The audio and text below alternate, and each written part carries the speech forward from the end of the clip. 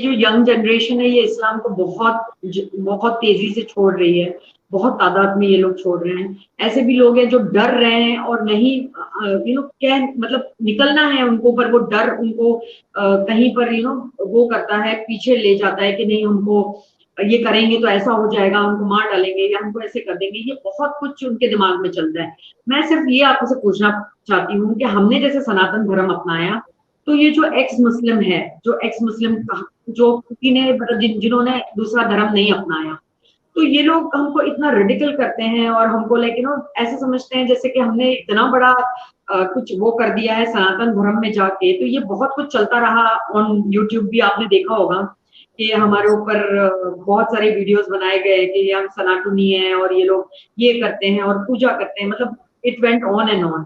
तो आपको नहीं लगता कि कहीं पर हर इंसान को एक फ्रीडम होना चाहिए कि अगर वो ये चीज अपना रहा है, ये चीज छोड़ के, तो that person's priority, what he wants to do, rather than you telling that whether we want to be an ex-Muslim or we want to be a Sanatani।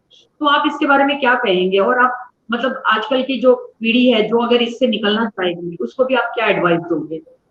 जी, तो फियर की अगर बात मैं कहूँ, पहले आपका सेकंड क्वेश्चन का सेकंड पार्ट मैं पहले एड्रेस करूँ, तो मैं तो यही कहूंगा कि अगर आप इंडिया में हैं तो आपको डरने की कोई जरूरत नहीं है। अगर आप इस तरह के रेडिकल एटमॉस्फेयर में हैं जहां आपको लगता है कि आपको फिजिकल हार्म हो जाएगा, तो फिर तो आप अगर ये बात समझते हैं तो जल्द से जल्द आपको वो जगह छोड़ने के जानी चाहिए, ऐसी जगह जाना चाहिए जहां आप अपने आप को एक्सप्रेस कर सकते हो। पर मुझे फिर भी यही लगता है कि बहुत सारे लोग, अगर आप एडल्ट हो जाते हैं तो आप इंडिपेंडेंट ही बनना चाहते हैं, मेंटली भी और फिजिकली भी, इकोनॉमिकली भी आप वह करेंगे तो फिर आप आसानी से उसके बाहर निकल सकते हैं। अगर आपकी कुछ इस तरह की रुचि है या आपको कोई फॉल बैक करने के लिए आपको ऑप्शन नहीं दिखता है, आपका लाइफ इतना ज्यादा उसमें अटक गया है, तो फिर आप नए लोगों से भी बात करें, नए ऑप्शंस एक्सप्लोर करें। जो आपको डाउट दूसरे कम्युनिटीज की तरफ आपके अंदर क्रिएट हो गए हैं, वो डाउट आप सॉल्व करने की कोशिश करें एक न्यूट्रल पोजीशन से, क्योंकि कॉन्स्टेंटली ये हैमर किया जाता है। इसी कनेक्शन में एथिस्ट की मैं बात करता हूँ। अब जिन्हें देखिए, जिन्हें घृणा है कोई भी बिलीवर से, उसका हम कुछ नहीं कर सकते, वह हेट कंटिन्यू करेगा।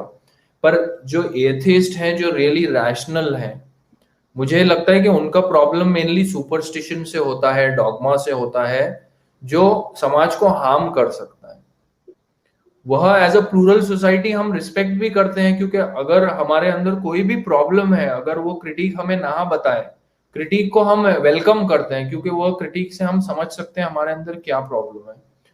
पर अगर वह क्रिटिसिज्म में जो डिसबैलेंस इंडिया में देखा जा रहा है कि हिंदुइज्म को ही टारगेट किया जाता है, हिंदुओं को ही टारगेट किया जाता है, क्योंकि वो लोग सुनते हैं, रिस्पॉन्ड नहीं करते जिस तरह से उन्हें करना चाहिए था। और उनकी जो पद्धतियां हैं, उनकी मान्यता है, उनका लिटरेचर भी है, उनका वर्क है, उनकी हिस्ट्री है, वह भी अभी ऐसे लेवल पे है जहां पे उसकी हमें पूरी जानकारी नहीं है, हम स्वतः ही नहीं जानते, लोग निकाल निकाल के ला रहे हैं। तो फिर हम एक विक्टिम की पोजीशन में आ जाते हैं। ये पोजीशन अगर वो व्यक्ति समझता है, ये तो हम कुछ एथिस्ट की बात करते हैं, मुझे लगता है ये लोग इनसिग्निफिकेंट है हमारे कॉन्टेक्स्ट में। इन दुनिया में इतने सारे एथिस्ट हैं, कौन इस तरह का बिहेव करता है?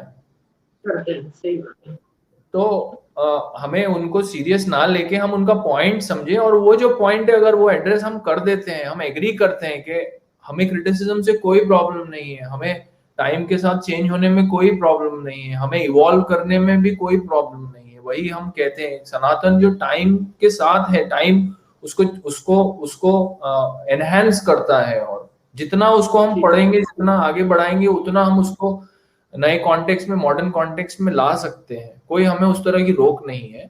फिर भी अगर वो हमारी बात नहीं समझते तो फिर वो हमसे कंपटीशन कर रहे हैं, हमारे एनिमी एक तरह से वो बन रहे हैं, तो फिर हमें उन्हें उस तरीके से ही ट्रीट करना पड़ेगा, मुझे लगता है।